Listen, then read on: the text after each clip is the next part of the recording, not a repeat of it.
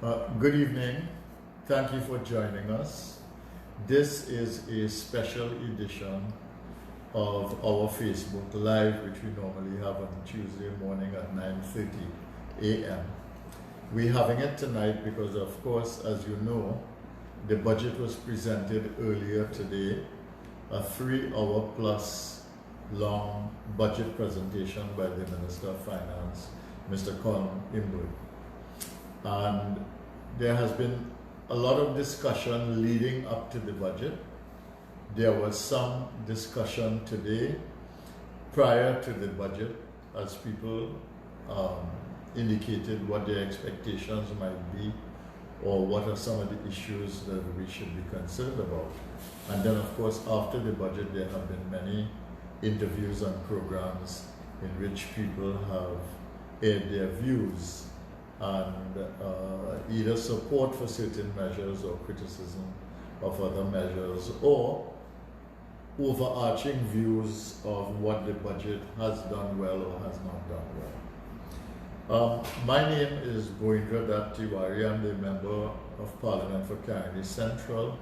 I sit in the opposition benches in Parliament. And I have a special guest with me tonight for this evening's presentation. He is Dr. Darren Conrad, and he is a lecturer at the University of the West Indies in economics. But Darren has a very varied career because he came to the University of the West Indies from the private sector, and he actually worked in banking before. But I want to say a few words on the budget, and then I would ask Darren to say a few things. And of course, you can send your questions, indicate your questions, and join us, and we would be happy to answer any questions. We would prefer if you asked us questions that you wanted the answer to, and we will try our best to answer it for you. Now, what are the few things that I might say on the budget in just a preliminary way? The first thing that I would say is that the Minister of Finance did not say anything about the growth for 2018. And as you know, there was some debate about that because the Minister had figures for growth and the IMF had different figures for growth, revised figures that were lower. Then the World Bank had figures for growth which were lower, and the Minister engaged them and talked to them about their not having taken all the numbers into account and so on. And therefore the growth for 2018 was a disputed issue, and especially because the Minister had talked about turnaround in 2018, and therefore the growth numbers were very important. And I see here in the review of the economy, which is the document prepared by the Ministry of Finance and which draws on numbers from the CSO and also from the Central Bank and of course from the Ministry of Finance. I see that the numbers indicate in the review of the economy that the growth for 2018 was minus 0.2%. So that's a little less than 1% and a long way from the projections that had been indicated. But the Minister of Finance did say also that the projected growth based on the first quarter of 2019 by the CSO was about 1.7% for 2019 first quarter. So we will wait to see, but the first thing that we noticed that the growth for 2018 was pretty flat. And the Minister of Finance did not talk too much about growth this time. He talked about emerging growth. So we take note of that. The second thing that was important is that the Minister of Finance talked about the money that we had in the HSF, the Heritage and Stabilization Fund, and he used a figure of 15.25 billion. But he did not talk about what was happening in the reserves of the central bank, because that is the one that has been depleting at a fairly rapid rate. And according to central bank figures, I imagine it is also in the review of the economy, but I didn't look for that today. We are now at 7.9 months of import cover, and we are just under about $8 billion worth of US currency in the foreign reserves. The other thing that I might want to mention before I give Dr. Conrad a chance to say a few words is that the minister once again came to talk about procurement, and we are not anywhere near having the procurement agency functional and being able to monitor the procurement process in Trinidad and Tobago. Basically, he said that some of the procurement law will be proclaimed, and that they have made progress, the procurement agency, the procurement regulatory agency, and that they have established the terms and conditions for public-private partnerships and for government-to-government arrangements, and that regulations will soon be laid in Parliament, and that in about 6 months' time they are going to be able to proclaim some parts of the law. Now, you would remember that this law was passed in January 2015. The government came with amendments. They came a second time with amendments after going to a select committee. And we have been waiting for the proclamation of the procurement law. And the reason why this is important is because 2020 will come to an end. This government may be out of office, and all the procurement that has taken place from September 2015 to the present time, none of these would have been subjected to procurement law and to the procurement regulatory agency scrutiny, which is supposed to report to Parliament on these matters. And what it means is that all the procurement that has taken place, whether it is in construction, whether it is for boats, whether it is for planes, whether it is for hospitals, whether it is for government-to-government arrangements, with the Australian government or the Austrian government, none of these things have been subject to the procurement process under the regulatory agency of the procurement law from January 2015. So I mentioned these three issues as important issues that came to mind as I listened to the budget, and I will ask my friend and colleague and professional and lecturer at the University of the West Indies, Dr. Darren Conrad, if he would make some opening remarks while we wait for some of your questions. All right, thank you, Dr. Tewarie, for extending the invitation for me to share my views on the budget speech that was delivered today by the Minister of Finance. And the Minister of Finance delivered this budget. I think the general theme of it was stability, strength, and growth. Now, I will mention some of the things that I thought were good indicators in the budget, and then some of those other items which I had a bit of a challenge with some of them. Well, some of the good indicators were in the realm of the acknowledgement of we need to treat with differently the way we utilize energy, and that spoke to some of the programs that would be taken into consideration, the effects that it has on the environment. So I thought that was a step in the right direction in actually having us think that way about how we must make adjustments moving forward.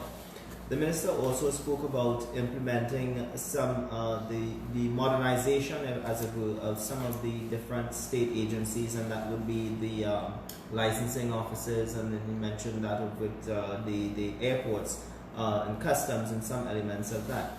I thought that was important, but I think it was a missed opportunity to clarify for us what implementing these different forms of technology, the incorporation of technology in the way we conduct our business. Will that generate any type of savings, and if so, how much, and what would then that savings be channeled into or or diverted into other areas for development? So I think that was not very clear to me. While I welcome the implementation and the incorporation of the use of technology, I think that is important to tell the complete story, in that this will generate some type of savings that, which in my opinion, would then be more of a fiscal, comprehensive fiscal consolidation plan. What I had a challenge with was the fact that the minister alluded to the fact that fiscal balance will be restored in 2022. So I thought that was a cause for concern. This is now in the face of mounting debt, the debt to GDP ratio, which continues to climb, and it's climbing very quickly. And I do recall in the last IDB bulletin in I think it was close of 2018, it was brought to bear that a debt to GDP ratio of 61% was way too high for us, and it would mean that we would have some contractions going forward with a debt to GDP ratio that high. And my suspicion is that the projection was that it would climb in the vicinity of 80%, and the rate at which the borrowing is taking place, it can very well mean that we would see some significant increases in that debt to GDP ratio. The discussion, again, we're going into, I think this is the fourth budget, and we're still seeing discussions of revenue authority. Fifth budget. We're still hearing the discussions about the revenue authority, and we're hearing the discussions about the property taxes. But again, a lot of what was delivered in this budget was pretty much similar to what was delivered in the last budget, and I think I mentioned somewhere along the line that what was different is the tenses that were used in the delivery of this budget. So some of the items that were brought up in 2018-19 budget, the language has now moved from the future tense to the present tense, and so on and so forth. So I think that again we see a lot of questions surrounding some of the items that were not dealt with in the budget in a meaningful way, and I think most persons are now caught up in the last few items that he discussed, wherein he talked about the increasing the minimum wage and the OJT employment, expanding the OJT program. I think a lot of what I've been hearing in the post-budget discussions really is just focusing on those few items, and those items really are not going to be what I would consider bold moves to reinvigorate the economy.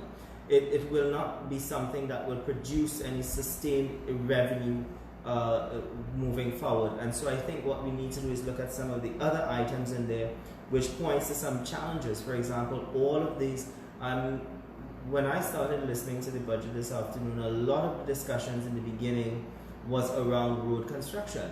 And I'm wondering if this is being done with the intention of having a fully comprehensive spatial development plan. If we're talking about building new roads that will generate economic activity, it must be with a comprehensive urban forum that has to be taken into consideration. So again, I'm not seeing that. So I think there are opportunities for growth, but it's not being harnessed. And my suspicion is that moving into elections, you would want to have some of those goodies in there, but that is not going to position on that path for sustainable growth and development moving forward. And that's just my initial reaction to a number of things that were raised. Okay. Darren, we can talk a little bit, you and I. Sure. While we wait for questions from some of our listeners and those people who are engaging us. And let's take the big issue that you are raising, really, which is what is the context within which things are being done. And if you are doing a specific thing, let's say constructing a road or developing housing or creating opportunities for graduates through the OJT program. The important issue here is how do these elements fit together within a framework for development. And I sense that what you are saying is that that is a missing ingredient in the budget. And we've really had a situation where this government, in spite of the fact that they have done 4 budgets so far, and this is the 5th one in an election year, which could be their last budget, they always have the option of doing one in 2020 and then calling an election. But for all intents and purposes, this may very well be their last budget. We have never really had a sense from the government of what is the direction in which the economy is being driven, what are the objectives that we are trying to achieve for ourselves, and how are we going to get from point A, wherever we are, to point B, which might be the next stage, etc. I mean, that is the sense I have. What about you? Well, in all of the budgets, last year's budget, this year's budget, in his opening remarks, the minister always defaults to the areas identified in Vision 2030. So in that evolution of discussion, the budget should then be, we have the overarching plan. So each iteration of the budget is supposed to be positioning us in the direction of where those areas for growth and development are supposed to take place. We hear about the innovation, we hear about the implementation of these different things in the Vision 2030. But what is happening is that the budgets are not aligned with Vision 2030. So that is why it feels as though we're just in that wilderness, as it were, with no real fiscal plan. We have a budget, but we don't have that fiscal plan, that is that long-term plan to create the fiscal space. As it is right now, we have little fiscal space. I already mentioned the heritage and stabilization fund, but if you think of the amount of revenue that has been generated over the years and where we are with this fund, it's almost laughable. So we can, compared to other countries like Norway or whatever. Right.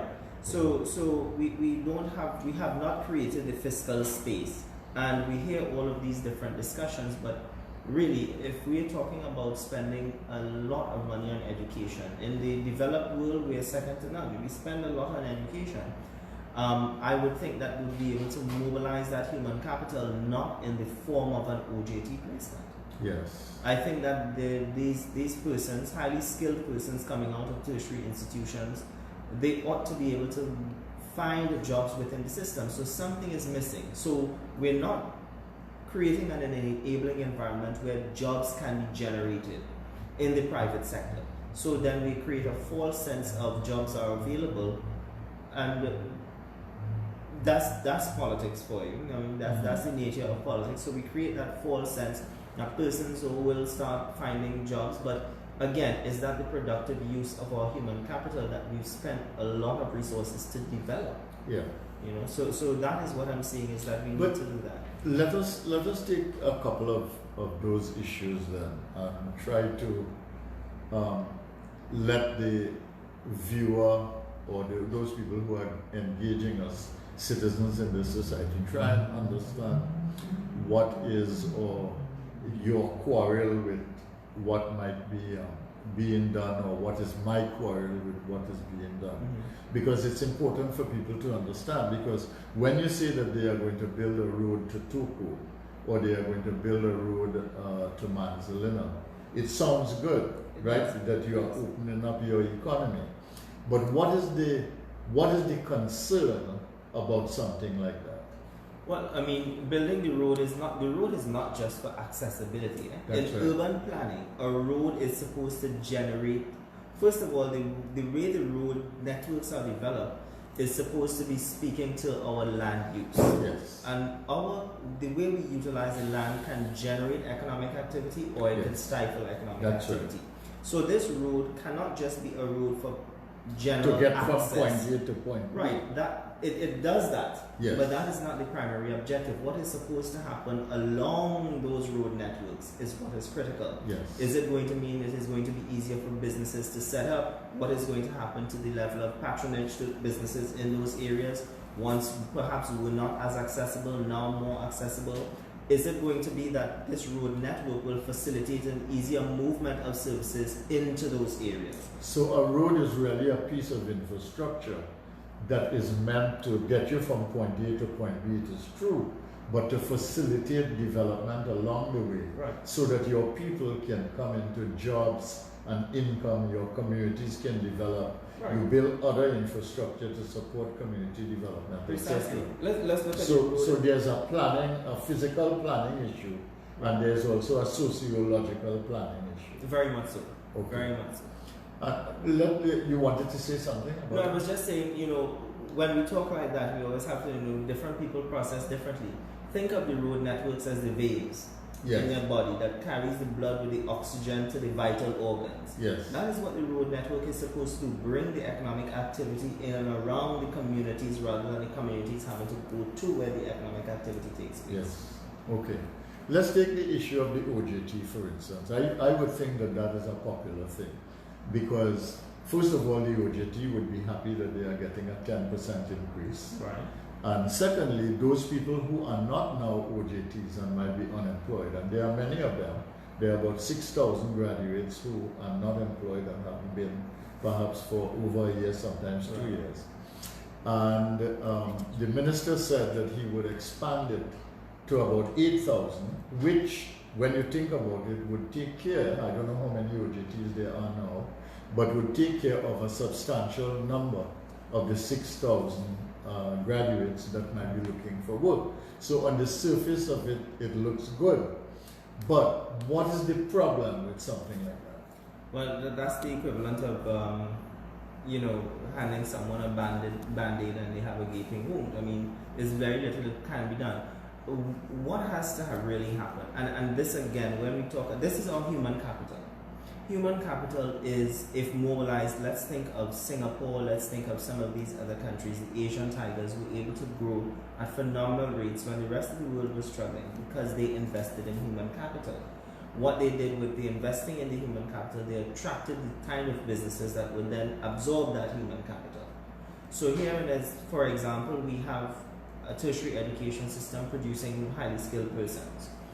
We do not want to absorb them into a system where their job is not one that is a long-term guarantee. It's just going to be for the duration of however the program runs, and it's pretty much these programs run at the will and pleasure of the agency or the government that implements them or brings them back in some way, shape or form. So I think, and then if we think about the long-term benefits, what are the long-term benefits from having these persons actively not actively, but engaging these persons in an OJT program? One, it is going to bring down our unemployment rates.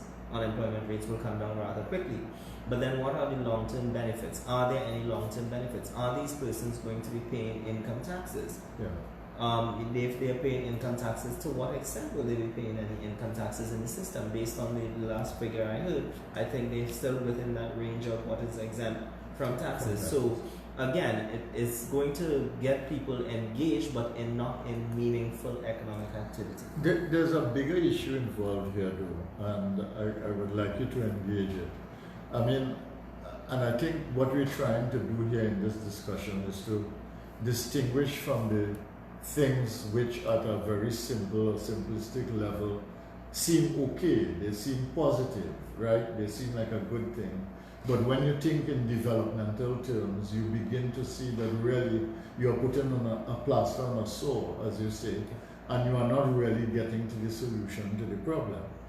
I mean, yes, if a country has a human capital pool of 6,000 or 10,000 people in a small country of 1.4 million people, that human capital pool of graduates from a university really represent an attractor to investment, doesn't it? Of course, absolutely. Because they are the intellectual capital that is necessary for more sophisticated industry Precisely. to get their employees. And if you do not use it as an attractor for investment, you are not going to get your human capital absorbed in a sustainable way. No. More than that, you are not going to get the investment either. No. All right, because you are not using it as a attractor. Thirdly, you need to get the investment with human capital in order to cause the diversification. Precisely. And you are not therefore going to get the diversification as well. So if you take them from university and unemployment and relative idleness and frustration, and you put them into jobs in which they are what you might call underemployed, Yes. underemployed, because their human capital and intellectual capital capacity is not really being utilized at the rate that would make them energized and inspired. In that kind of situation, what you are doing is that you are doing a stopgap measure which is good for them, yes, but which in the long term is neither good for them nor is it good for the country. Right. Am I correct? Yes. Now some may argue with the OJT they're getting on-the-job training. Yeah. But if we're taking it from that stance, then we have to try to figure out the private sector has to be part of the discussion.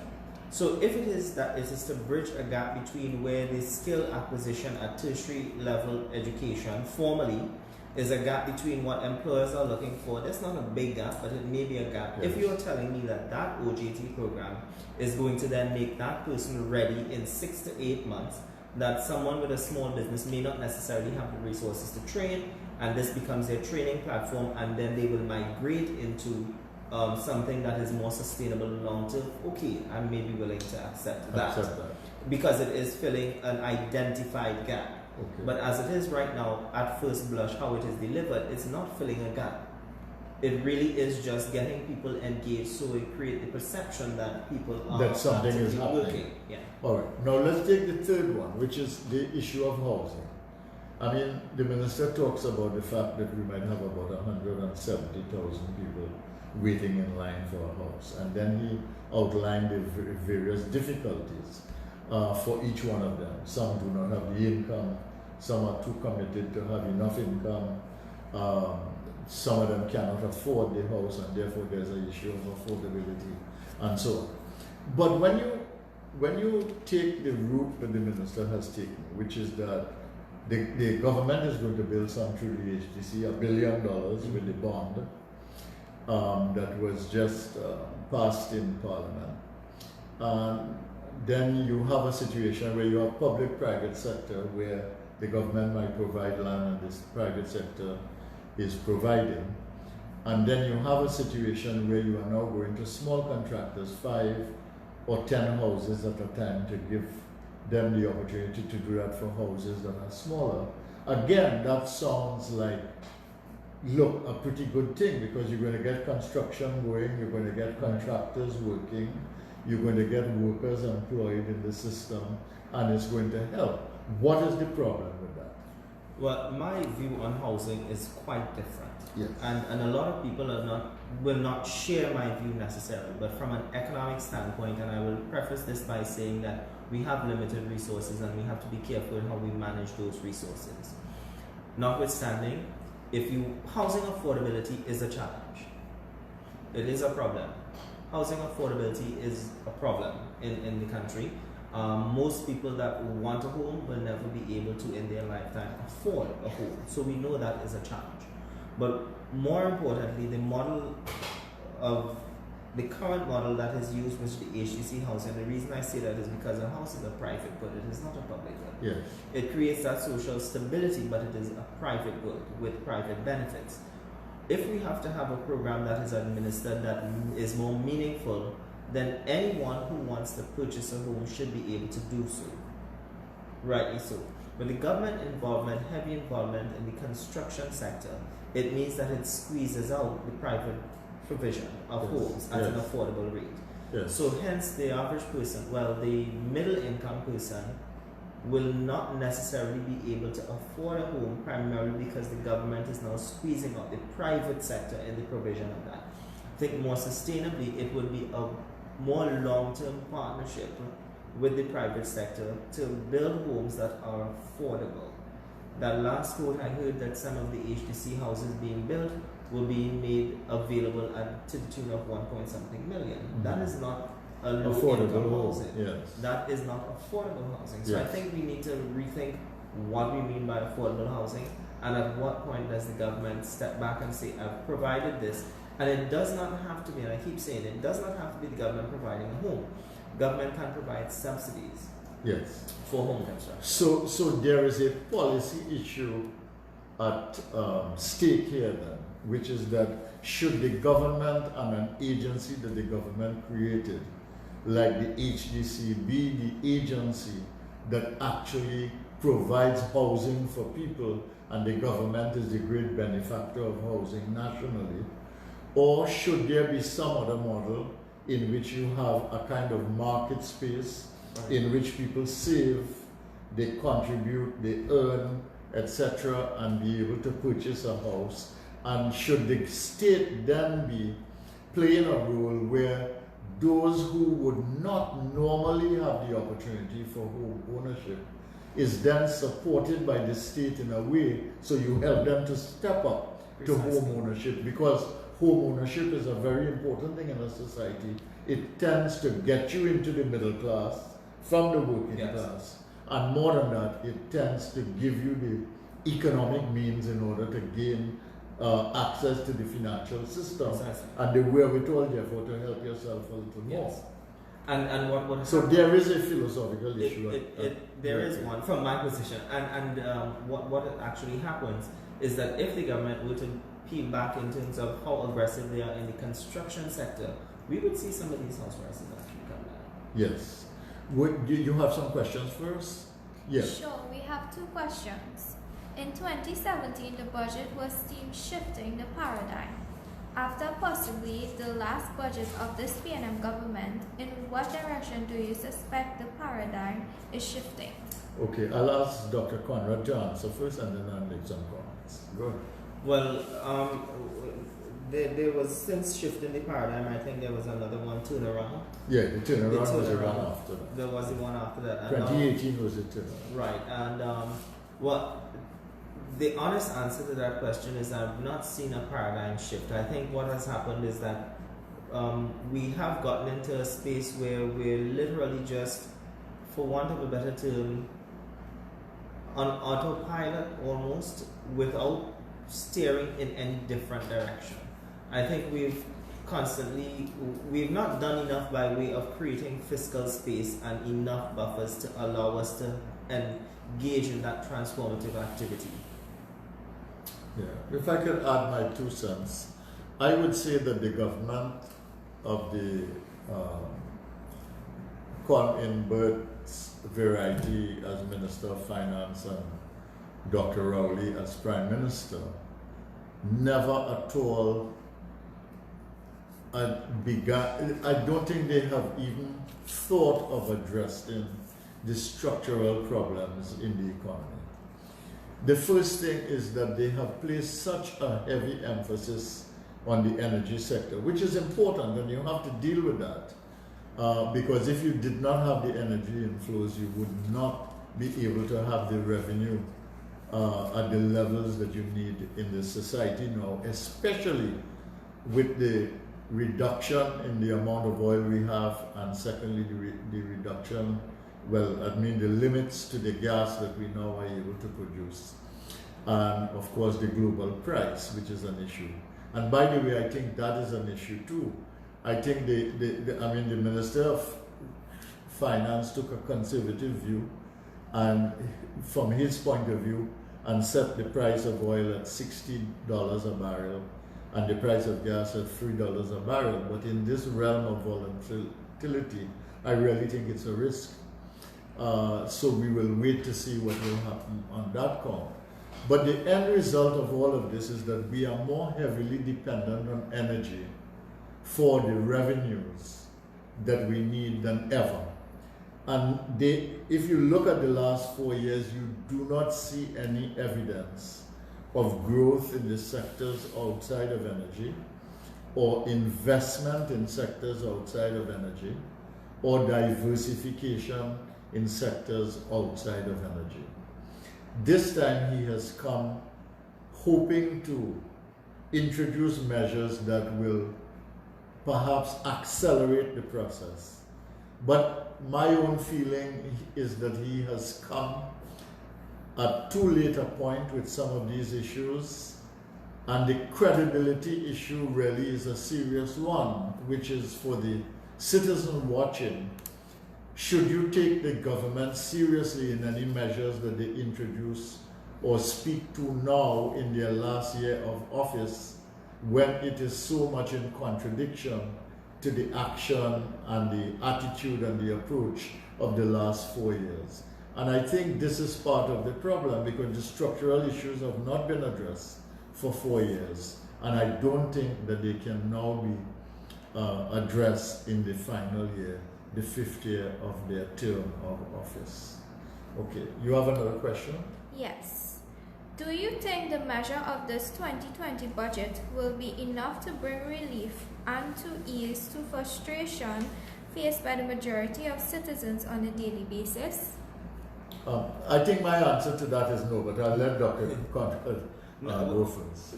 Based on what was delivered in this budget, it will mean it will not translate into less hardships for the average citizen moving forward. As a matter of fact, what we can expect is some probably even more hardships moving forward for the average person on the street, primarily because none of these activities that were highlighted in the budget will really translate in any meaningful way into more incomes that are going towards the households.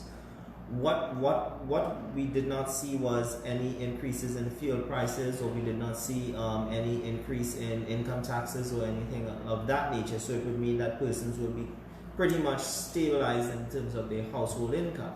But the erosive effect of the ongoing increases in prices, and I think a lot of people from cursory observation and from listening to people were really looking forward to something that would ease the strain where grocery prices are concerned in particular. The only one thing that was hinted in there was that food inflation was down. Well, what does that mean for the average person on the street? They're still going to be faced with that grocery bill every month, irrespective of that. So there is no relief for the average person in this budget. And if we were to look at probably some wage increases that were pointed to for some persons, probably with the CPEP and the URP program, the real effect of those increases is actually negative because of the increases in prices on a daily basis. Okay, my own feeling is that the die was cast for the average citizen of Trinidad and Tobago when, first of all, you had large numbers of people being retrenched 2016, 2017, 2018, continuing in 2019, with the two big ones being ArcelorMittal and Petrotrin, and the effect of that on families and communities. And of course, the proliferation of the lack of confidence led to contraction in the non-energy side of the economy, and a lot of businesses, if they were small or medium, started to get pressure, and they would send home 1 employee, 2 employees, 3 employees, and sometimes 10, 12, 15 as the case might be. And what that did, it really created a lot of insecurity in the working class population. And that affected the way they looked at the issue of rents, of purchase of homes, the way they managed a food basket.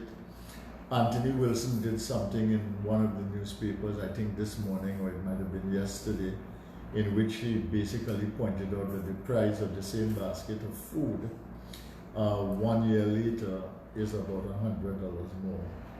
And therefore he was showing the difficulty really for ordinary people. And when you ask, I heard two things. I saw one thing, it might have been in the Express today, and I heard something by a lady from Tobago last night, or it might have been this morning. And both of those spoke to this, which is that the price of food has gone up, all right, and the price I have not had any increase in salary, so that you get a kind of double whammy. Now, again, this issue of the improvement in minimum wage from 15 to 17.50 seems like a good thing.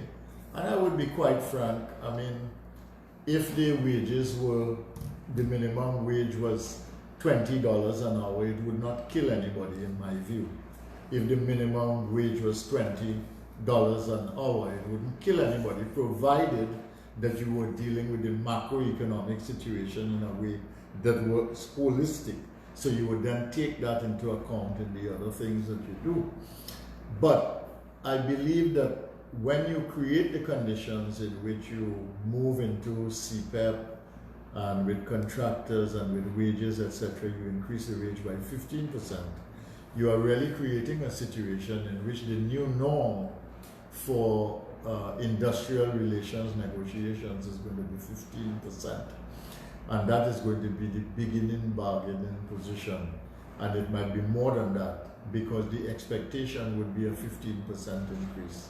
So by doing what they have done in the way that they have done, and I have nothing against CPEP workers getting a little more money, and I have nothing against CPEP contractors getting a little more money. But what they have done is set in motion, because of the contextual issue that Dr. Conrad and I were talking before, which is that you can't just do one thing because it is politically advantageous and not think about the consequences for the other things. The contextual framework for making policy decisions that have wider implications within the framework of a macroeconomic strategy for development is a very, very sensitive and vital thing for an economy. And I think if there is any significant failure on the part of this government, it is the introduction of policy for political purposes while not taking into account the macroeconomic realities that must be taken into account when you are charged with the responsibility of governing for all the people in all the sectors and with developing a whole country involving 600 communities in Trinidad and Tobago. Okay, yes, we have another question. With reference of the housing issue, can you comment on poverty, substandard living conditions, squatting and its prevalence and impact on the environment? Yeah, you want to take that? Yeah. Yeah. Dr. Conrad, start. Yeah. When we look at this, when I looked to evaluate it more recently, the Squatter Regularization Act had a long list of squatter settlements, and a lot of these squatter settlements are indeed creating some environmental concerns. And again, that is because of several factors which are systemic now. These, the last study I did was a piece of research, and it was published in 2018, and it spoke specifically to the challenge of housing, affordable housing for persons within Trinidad. And what it also highlighted, not just in that study, but in also some UN reports that were released, as well as the New Way Home, a document that was put out, a government report. This squatting has become a new alternative for housing in Trinidad. So persons are, in essence, forced, because of market conditions, into squatting, and they develop these areas where we have the informal settlements. And again, because we don't have really tight frameworks in place or legislation that governs how we treat with the use of the land, these settlements in some areas are unsensitive spots, because in some of these settlements are actually in forest reserve areas, so that creates some challenges. What can be done is, again, if we have a well-developed housing program, that would address some of those issues. So until we address that other issue, we will continue to see a lot of persons opting for the alternative to the house as we know it into the informal settlements because of market circumstances. Yes. You see, how you approach the housing challenge is very important. If you see it as simply housing units in which you are taking people off the street or from a bad situation and giving them a more decent place to live, that is a good thing and it is desirable, but it is not enough. It is a reasonable condition, but it's not a sufficient condition for what you are trying to do. And the other thing is that when you're thinking about housing, you cannot only think about housing. You have to think about community. One of the problems with some of the housing that we have done over time, which has led to some of the crime that has developed, is because you end up with housing units without the building of a community. And the community is important for keeping people together and keeping people on a reasonable track and so on, and this is important. And the third thing that is becoming fiercer and fiercer in our face now is the issue of climate change, the weather patterns, and the environmental considerations. You can no longer build urban communities as we used to, or semi-urban communities as we used to, or rural communities as we used to. We have to build sustainable communities, and we have to take into account the environmental impact of climate change and what it is doing to things like drought, what it is doing to things like rain, what it's doing to things like flooding. And we have to take that into account also as we look at things like not just urban and rural communities, but agricultural communities, because the climate change has a direct impact on agriculture and the pattern of agriculture. So more and more, we are not going to be able to produce in a reliable way agriculture on the land just so to speak. You're going to have protected agriculture of some kind, whether you have some shed over it, whether you do it by hydroponics, whether you do it on some kind of structure that you design off of the land, and the science that is involved in it, the precision that is now required for agriculture becomes very, very important.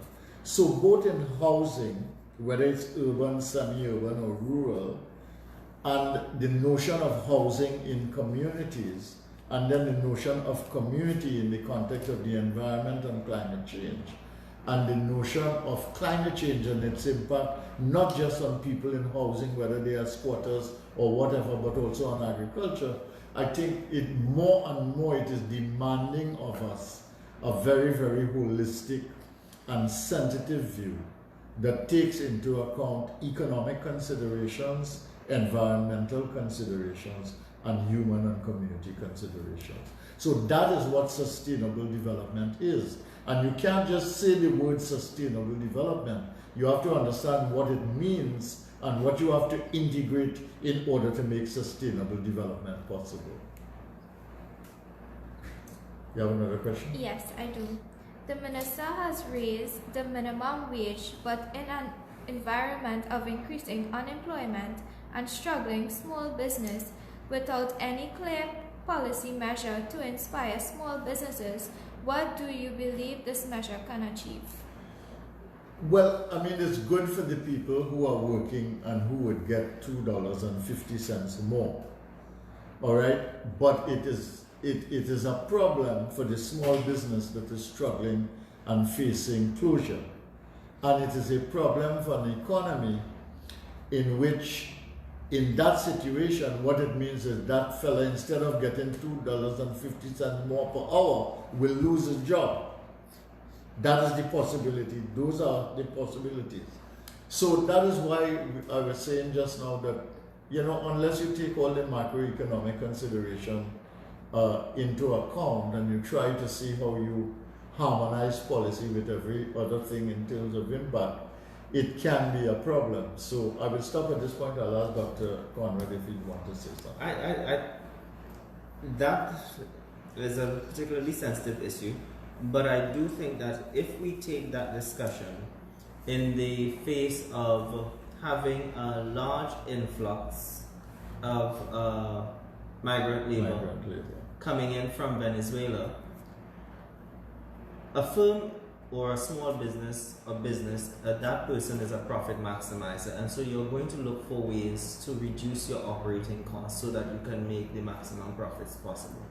What is going to happen is you may naturally, as a business person and making that decision, may naturally default to a cheaper form of labor, which may not necessarily be those that would, or might be very well those persons who would be willing to accept the $15 an hour. So there's a whole discussion that it needs to be had at the national level, and the fallout can be a sort of a social challenge where we would have persons now disenfranchised because their businesses are unable to fit a higher wage bill.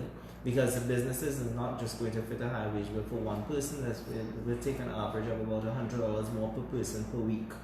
And businesses already have issues with staying open late hours. Some businesses close as early as 4 o'clock in some parts of the country. So that in itself can create a lot of other challenges for that entity. Okay, any other questions? Yeah. Do you think the Minister of Finance should have addressed the manufacturing sector to assist in increasing their overall productivity and competitiveness? Yes, I think that is very important. If you're going to develop this country properly, you're going to have to start with what you have. So it's important to make sure that you get the most out of the energy resources in your country. So that means that you've got to tie up the fiscal incentives framework so that you can have new drilling. It means that you want to make sure that the new drilling happens, because that's the only way you're going to get new oil and new gas. And more than that, you're going to want to try to create incentive scheme for smaller businesses to get into things like stranded gas and so on, because the big companies cannot afford to do that kind of drilling or that kind of exploration for the stranded gas. So you want to do that. But the second thing after energy that you want to deal with are manufacturing, services, and agriculture and tourism, because they are already here. And you want to develop the manufacturing sector to export more. The minister said today $10 million of $100 million pledge money for export manufacture has been used, and they have just put another 10 million. What that tells me is that very few companies are using it, and that very little export is happening. So it is important to get the manufacturing sector to export. It is important to get the services sector to export. It is important to get the agricultural sector to produce, and it is important to get the agricultural sector to produce so much that it can export in significant quantities as well, because that is what is going to make up for the fact that you have limited foreign exchange now in energy in terms of earnings and revenue, and you are going to have to get it for some other part in your balance of trade. And so therefore the manufacturing sector is very important, and it seems to me, besides the new investment that you need for diversification and all of those things which you need, you also need to get your manufacturing, your agriculture, your tourism, your services to begin to expand, invest and export. Yeah. Well, not to mention that issue you raised of the foreign exchange squeezing is also a challenge for manufacturers, and as well, yes. Yeah, and with the new operation of how the new, I don't even know if it's an entity, but this Paria fuel company that is now importing the fuel that is costing a fortune. That has to be sourced with foreign exchange. Foreign exchange. We're no longer purchasing on a local market, so the manufacturing sector I think will have to be second in line for access to foreign exchange So that we could get so the that fuel. we can get the fuel. Yeah, you see, and that is a challenge that the minister never even acknowledged. And they are saying that now that we've made the refinery available to to OWTU Patriotic Energies and Technology, that would be a good thing because that would help to solve that problem. But the way the minister talked today, it didn't sound to me that the deal was finished and that it was tied up at all. And there's a hard set of negotiations and set of things to satisfy. And therefore, I am going to be looking at that very, very carefully because there seems to be many a slip between the tongue and the lip in this discussion and negotiations with Petrotrin.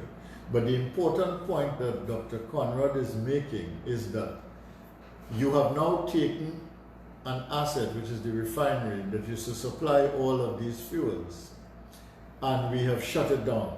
It is now closed. In order to deal with that, we have set up a company called Paria Trading. Paria Trading has to import all those things that we used to produce. In order for Paria Trading to do that, they have to get foreign exchange to do it. And if you do not give Paria Trading the foreign exchange, then you're back to chicken in the car and the car can't go because you're not going to have the fuel in order to have your economy moving. And therefore, what he is saying is that the manufacturer is now displaced as the number one person in the line of demand for foreign exchange in the country. So we have another question. The minister addressed employment through OJT, URP, CPEP, and minimum wage. However, would you agree that he was remiss of university graduates who may not necessarily seek employment through the fourth aforementioned agencies? Yes, he did not address university graduates at all. I wrote an article in the Express which was published as a letter about 4 weeks ago talking about this problem of the graduate and the fact that in addition to having a black market and a foreign exchange drain issue, we also had an intellectual capital drain issue, a brain drain issue, and that you could get brain circulation from brain drain, but we are not at that point yet because we are hardly even absorbing the graduates we produce, much less trying to absorb the graduate who goes away, get experience, learns new technologies, and maybe has money and wants to come back to Trinidad and Tobago. So the graduates in Trinidad and Tobago are still in a bind for sustainable income. And unless you align a diversification and development strategy with a human, a manpower strategy and a throughput strategy from the University of the West Indies, including curriculum transformation in order to dovetail these things, the graduate in Trinidad and Tobago is always going to be at a disadvantage. Okay, another question is, do you think after 5 PNM budgets, enough is being done to stimulate the tourism sector? No, not at all. They have virtually killed tourism in Trinidad and Tobago. It's dead, dead, dead. It's dead in Tobago, it's dead in Trinidad. There is no tourism industry in Trinidad and Tobago. The Tobago tourism industry is Trinidadians going to Tobago and maybe on a limited basis some people from the Caribbean.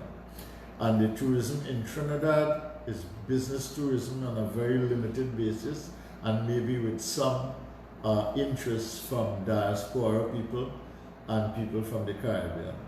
We have virtually killed tourism in this country in the last 5 years, and we have to take it seriously because tourism is an export product and it's a foreign exchange earner. We have another question. Can you comment on the state of the Heritage Stabilization Fund and on the figure quoted today in Parliament? What was the last part of your question? Okay. can you comment on the state of the Heritage Stabilization Fund and on the figure quoted today in Parliament? Yeah, well, I would have to check the numbers to make sure, but I don't think the minister would use a wrong number in indicating what the amount was in the Heritage and Stabilization Fund. And as you know, a lot of the increase in the Heritage Stabilization Fund is from interest, all right, that accrues in the fund from investment, because we are not putting any new money because of our financial situation now into the Heritage Stabilization Fund. And when we had a lot of money, that is to say when the price of oil was high, we didn't put enough in it. Some countries have made the stabilization, their Heritage and Stabilization Fund, you know, a major plank of development, whether it is like Saudi Arabia or Singapore or Norway. You know, they have really made their Heritage and Stabilization Fund into something that is significant. And Singapore has done it without any energy at all. They've done it on the basis of other things, pure savings, you know, a national sovereign fund. Norway, of course, has energy, and so does Saudi Arabia. But we pale in comparison, but it's still there, and I hope that the government will be wise about how they deal with this matter. And I have no reason to think that the minister would misrepresent what the number is. Well, there's no more questions at this All moment. right, so we will stop at this point. We've done an hour. I don't know if you want to close off by making whatever comments, and I'll just say a few words after you. All I can think of essentially is moving forward, I hope that we will not suffer an implementation deficit based on some of the measures in this budget. Far too often we hear about measures that are not fully implemented, and I speak specifically of the Revenue Authority. Although my thinking on the Revenue Authority, again driven by research, is that countries that moved to the implementation of a Revenue Authority did not really see the expected increase in revenue collection. Countries were able to benefit from the design of a revenue authority by simply making sure that that communication mechanism works well between the different ministries, Ministry of Finance, Customs, and all of these different areas. So it doesn't need a revenue authority per se, and this came out of a Customs Commission report. So I think those are some of the things. If we're talking about it, I think the time has come for us to move from discussion into swift implementation. Okay, and I would just close by saying that I'm a little troubled about the way the Minister of Finance talks about unemployment as if it were not a big issue in the country.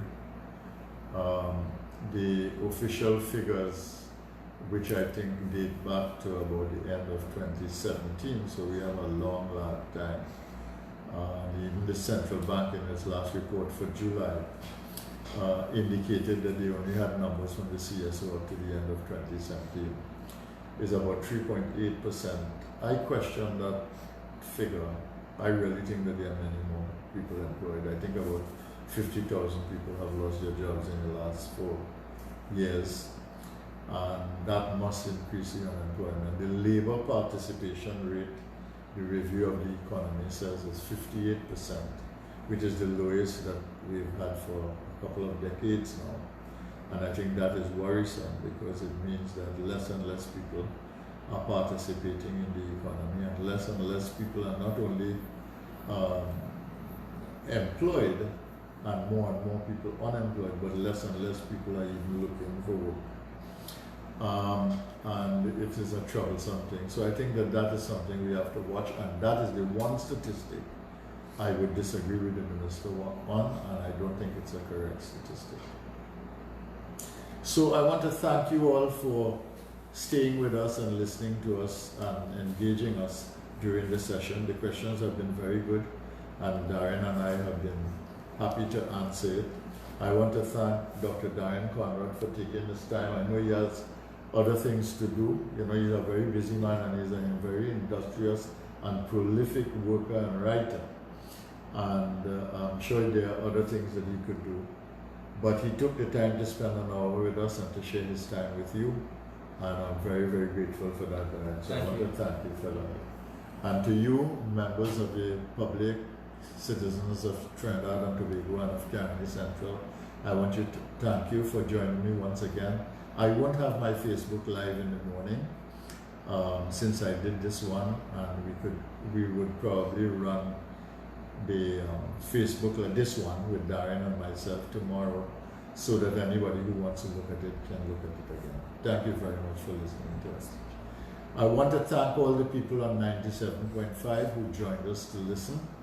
And I'm sorry I can't get your questions directly to answer you, but I hope in answering some of the questions we've answered some of the issues on your own mind. And we thank you for listening to 97.5, and we thank 97.5 and the owners and operators of 97.5 for accommodating us and for carrying this broadcast live. Thank you very much. My name is Bhoendradatt Tewarie. I'm the Member of Parliament for Caribbean Central, and I am on the opposition benches in the Parliament of Trinidad and Tobago. I thank you very much for joining us today. My guest today was Dr. Darren Conrad, economist at the University of the West Indies. Thank you very much.